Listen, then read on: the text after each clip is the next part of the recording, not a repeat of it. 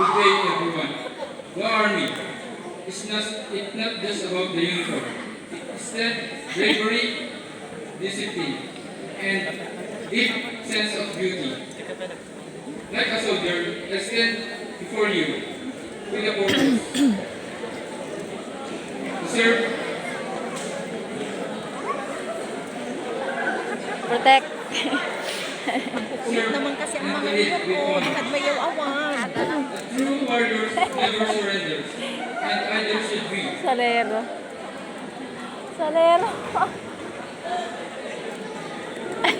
Strength is not just about power, it is about Sergeant. resilience.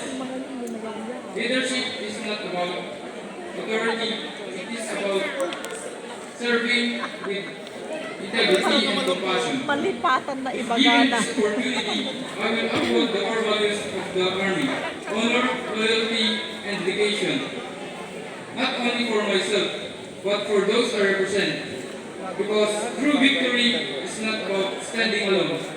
It is about lifting others and moving forward together. Thank you.